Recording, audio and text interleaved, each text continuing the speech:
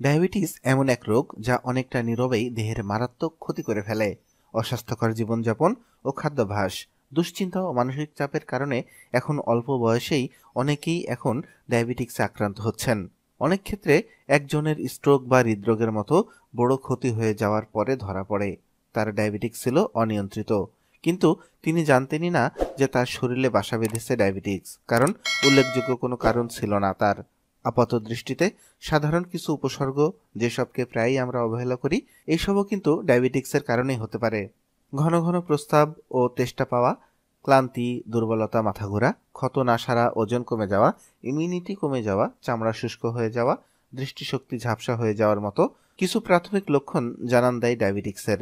এগুলো ছাড়াও ডায়াবেটিক্সের কিছু লক্ষণ ফুটে ওঠে পায়ে। এমনই কিছু উপসর্গ সম্পর্কে জেনে নেওয়া যাক। ১ নাম্বার, পায়ে ব্যথা, জ্বালা, ঝিনঝিন করা, পা লাল হওয়া এবং অসাড় হয়ে যাওয়া। ২ নাম্বার, পায়ের ঘা এবং ক্ষত না শুকানো, ঠিকমতো রক্ত প্রবাহ না হওয়ার কারণে এমন সমস্যা হয়। রক্তনালীগুলো সরু ও শক্ত হয়ে যায় এবং রক্ত সাধারণত সেভাবে প্রভাবিত হয় না। ডায়াবেটিক্সে আক্রান্ত হলে রক্ত স্বাভাবিকভাবে প্রভাবিত হয় না। ৩ নাম্বার, পায়ের নিচে বা বুড়ো আঙ্গুলে ফোসকা, ঘা অথবা আলসার হওয়া। ৪ নাম্বার, পায়ের আকৃতি পরিবর্তন হওয়া। ৫ নাম্বার, পায়ের পাতা ভারী হয়ে যাওয়া, পা ফেলতে সমস্যা, পায়ের ত্বক শুষ্ক হওয়া, ত্বক ফাটা, গোড়ালি ফাটা, আঙ্গুলের মাঝখানে চামড়া ফাটা, চামড়া ওঠা।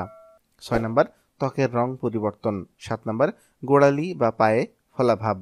প্রিয় দর্শক মণ্ডলী, এই লক্ষণগুলো যদি আপনার পায়ে দেখতে পান, তাহলে আপনি বুঝবেন আপনি এখন প্রি ডায়াবেটিক্স লেভেলে আছেন। খুব দ্রুতই আপনার নিকটস্থ স্বাস্থ্যকেন্দ্রে গিয়ে একজন ডাক্তারের শরণাপন্ন হন, ডাক্তার দেখান, তার সাথে কনসালটেশন করুন কিভাবে আপনি এই সমস্যা থেকে মুক্তি পাবেন। সুপ্রিয় দর্শক মণ্ডলী, আশা করি আজকের এই ছোট্ট ভিডিওটি আপনাদের ভালো লেগেছে। যদি আমাদের ভিডিওটি ভালো লেগে থাকে, তাহলে অবশ্যই আমাদের ভিডিওটিতে একটি লাইক করবেন এবং কমেন্টস করে আপনার মতামত জানাবেন, এবং আপনার বন্ধুদের সাথে ভিডিওটি অবশ্যই শেয়ার করে ছড়িয়ে দিবেন। আমাদের পরবর্তী ভিডিও দেখার আমন্ত্রণ জানিয়ে আজকের মতো এখানে বিদায় নিচ্ছি। ভালো থাকবেন, সুস্থ থাকবেন।